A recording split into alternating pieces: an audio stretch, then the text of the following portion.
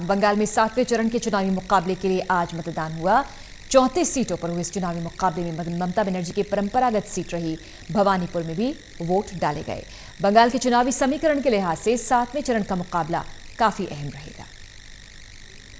बंगाल में 7वें चरण के लिए आज वोटिंग हुई। 34 सीटों पर हुए इस मुकाबले में त्रिकोणीय मुकाबला बनकर उभरता दिखाई दे रहा है। 5 जिलों के इस चुनावी मुकाबले पर हर किसी की नजर बनी है। बंगाल के बड़े चुनावी मुकाबले में आज 7वें चरण के लिए वोटिंग हुई।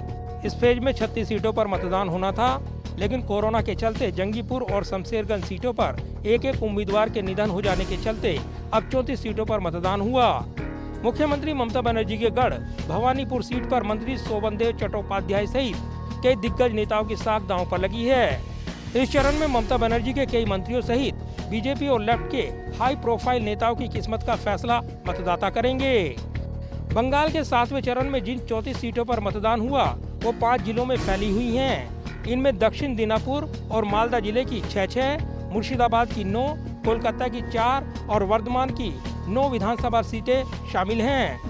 साल 2016 के चुनावी नतीजों को देखें तो उनमें से केवल 12 सीटें टीएमसी के पास हैं, जबकि बाकी 22 सीटें संयुक्त मोर्चा कांग्रेस लेफ्ट गठबंधन के कब्जे में हैं। इस तरीके से ये चरण कांग्रेस लेफ्ट गठबंधन के लिए भी महत्वपूर्ण माना जा रहा है। मुख्यमंत्री ममता बनर्जी के गढ़ भवानीपुर की सीट पर सभी की निगाहें लगी हैं। ये सीट ममता बनर्जी की परंपरागत सीट रही है।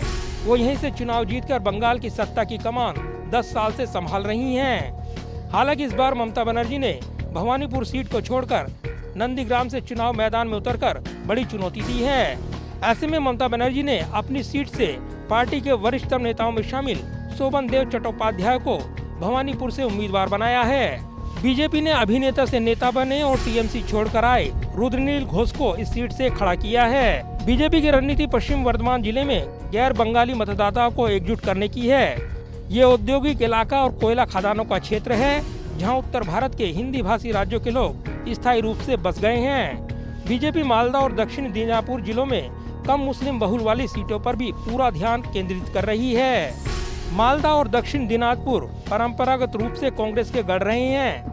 हालांकि पिछले कुछ वर्षों से उनकी पकड़ कमजोर हुई है, लेकिन कांग्रेस का प्रभाव अभी भी बरकरार है। बीजेपी उम्मीद कर रही है कि कांग्रेस इन जिलों में टीएमसी के वोट बैंक में सेंध लगाने में कामयाब होगी। दूसरी ओर टीएमसी की रणनीति मुस्लिम वोटों को मजबूत करने की है। टीएमसी पश्चिम वर्धमान जिले में भी पलटवार करने की कोशिश कर रही है, जहां सेल और अन्य औद्योगिक इकाइयों और कोयला खदानों के श्रमिकों का वर्चस्व है। बीजेपी ने साल 2019 के लोकसभा चुनाव में इस इलाके में अच्छा प्रदर्शन किया था। बीजेपी के उम्मीदवार एसएस आलूवालिया और बाबुल सुप्रियो ने वर्धमान, दुर्गापुर और आसनसोल संसदीय सीटों पर जीत दर्ज की थी। लेफ्ट कांग्रेस भारतीय सेकुलर फ्रंट के संयुक्त मोर्चा की रणनीति मुर्शिदाबाद जिले में अच्छा प्रदर्शन करना है। ये जिला कांग्रेस के प्रदेश अध्यक्ष अधीर रंजन चौधरी का गढ़ माना जाता है। लेफ्ट को उम्मीद है कि वो पश्चिम वर्धमान में फिर से मतदाताओं का विश्वास हासिल करने में सफल रहेगा। बहरहाल 7वें चरण का चुनावी मुकाबला बंगाल के चुनावी नतीजों के लिहाज से काफी अहम रहेगा। जाहिर है बंगाल में 7वें चरण के चुनावी मुकाबले के खत्म होने के साथ ही अब आखिरी और 8वें चरण के मुकाबले पर नजरें जम गई हैं। 8वें चरण का चुनावी मुकाबला 29 अप्रैल को होगा। इसके बाद 2 अप्रैल को चुनावी नतीजे घोषित कर दिए जाएंगे। बंगाल में चुनावी मुकाबले के दौरान तमाम उतार चढ़ाव देखने को मिले हैं, लिहाजा 7वें चरण के चुनावी मुकाबले में भी तमाम सियासी नजरें जमी हैं। कैमरामैन विजय के साथ प्रदीप कुमार, टोटल न्यूज़, दिल्ली।